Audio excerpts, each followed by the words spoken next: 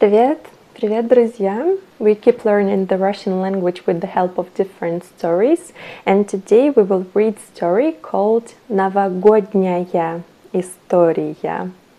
This story is really nice because you can practice nouns and adjectives in singular form in different cases.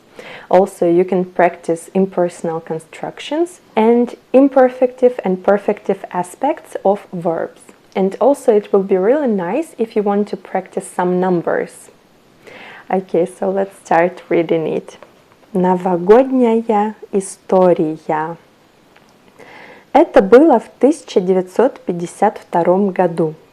Я заканчивал военную академию в Москве. Было совершенно ясно, что после академии я поеду служить куда-нибудь далеко-далеко, но это меня не пугало. Мне было обидно, что я еще не нашел любимую девушку, а неженатый офицер – это что-то ненормальное. Моему другу Володе повезло больше, чем мне. У него была невеста. Она училась в другом городе, на геологическом факультете. И вот под Новый год Володя получил телеграмму. Его невеста Зоя будет проездом в Москве. Между поездами 3 часа. И тут случилось самое неприятное. Володя заболел. Температура почти 40 градусов. Встать не может. Что делать? Я решил помочь другу. Раньше я никогда не видел Зою. Володя рассказывал мне, как она выглядит, но очень неточно. Главное, говорил Володя, она очень симпатичная. И вот я стою на перроне около вагона номер 5 и внимательно смотрю на каждую девушку, которая выходит из вагона. Наконец я увидел очень симпатичную девушку. Она! Я спросил: «Вы Зоя?» «Да», — ответила она.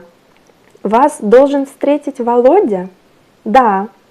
Ну, я объяснил ситуацию, взял ее чемодан, и мы поехали на другой вокзал. По дороге я рассказывал ей смешные новогодние истории, а сам чувствую, что невеста друга нравится мне все больше и больше. Кошмар! С вокзала я пошел в общежитие. Настроение ужасное. Когда я подошел к двери комнаты, где жили мы с Володей, я услышал смех. Смеялась женщина. «Интересно», — подумал я, — его невеста только что в поезд села, а у него уже другая девушка в комнате смеется. Я открыл дверь и увидел рядом с Володей симпатичную девушку. «Игорь», — сказал Володя, — «познакомься, это моя Зоя. Вы с ней разминулись, и она приехала ненадолго ко мне в общежитие.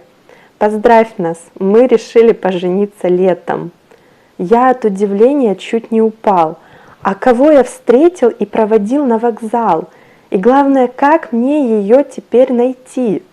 Не буду рассказывать, как я искал ее, как давал объявления в газеты, ждал, надеялся. Скажу только, что я и Володя женились летом 1953 года. С тех пор прошло много лет. Но у нас с Зоей осталась одна традиция. 31 декабря, перед тем, как встретить Новый год дома, мы едем на вокзал и пьем там шампанское за нашу неожиданную и счастливую встречу много лет назад. Okay, nice. So now let's do some exercises. As usually, we will practice listening and we will do some grammar exercises. Okay, so firstly, let's answer some questions. You can see them here.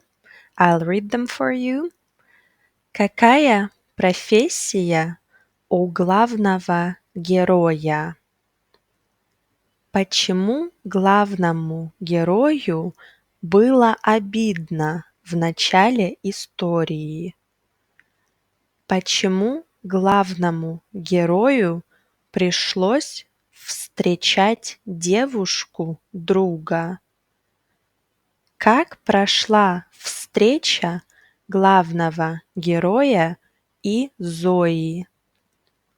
Что обнаружил главный герой, когда вернулся в общежитие? Какая традиция есть у главного героя и Зои? Как вы думаете, случайности не случайны? Okay, and now you need to correct the mistakes. Pay attention that there are 6 mistakes. So one mistake in each sentence. And now you need to explain the following words. Невеста, заболеть, вокзал, настроение, смех, объявление, традиция, встреча. And now try to listen attentively and hear missing words. Моему другу Володе повезло больше, чем мне. У него была невеста. Раньше я никогда не видел Зою. Володя рассказывал мне, как она выглядит, но очень неточно. И вот я стою на перроне около вагона номер 5 и внимательно смотрю на каждую девушку, которая выходит из вагона. С вокзала я пошел в общежитие. Настроение ужасное. А кого я встретил и проводил на вокзал?